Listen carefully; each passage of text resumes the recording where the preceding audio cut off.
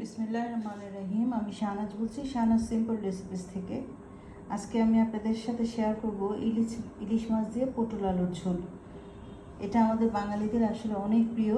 ইলিশ মাছ তো কথাই নেই, প্রতিটা বাঙালি পছন্দ করে। নতুন ইলিশ বেরোচ্ছে, এখন ইলিশ অনেক পাওয়া যাচ্ছে। তাজা তাজা করে খাবেন, অবশ্যই ভালো লাগবে। তাহলে চলুন আমি দেখাচ্ছি কীভাবে আমি পটল দিয়ে আলু দিয়ে ইলিশ মাছের এই তরকারিটা রান্না করলাম। আপনারা অবশ্যই আমার পাশে থাকবেন, সাবস্ক্রাইব করবেন, লাইক দিবেন, কমেন্টস করবেন। প্লিজ প্লিজ প্লিজ কমেন্টস করে জানাবেন কেমন লাগছে। চলুন তাহলে দেখাচ্ছি।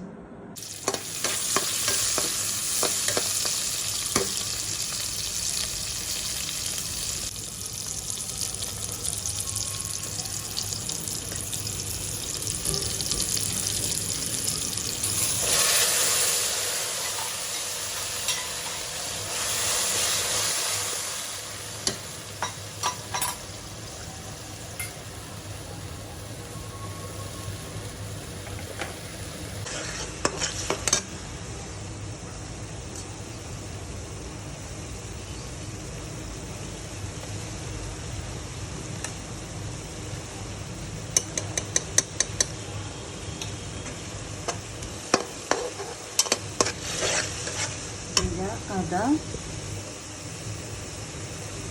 ধনিয়ার গুঁড়া, হলুদের গুঁড়া,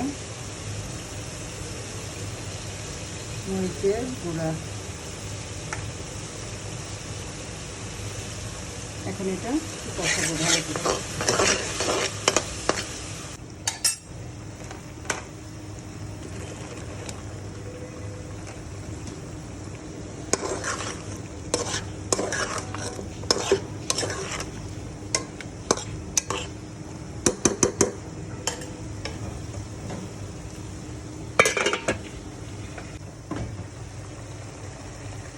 সবজিটা কষানো হচ্ছে, কষানো হলে এর মধ্যে আমি ইলিশ মাছটা দিয়ে দেবো। আমি পটল আলু দিয়ে ইলিশ মাছের ঝোল করবো আজকে, সেটা আপনাদের সাথে শেয়ার করছি।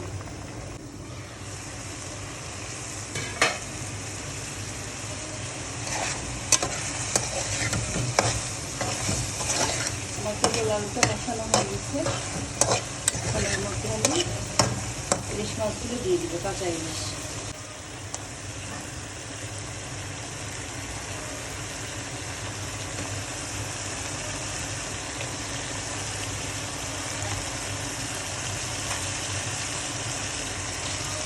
এর মধ্যে আমি পানি দিয়ে দেবো।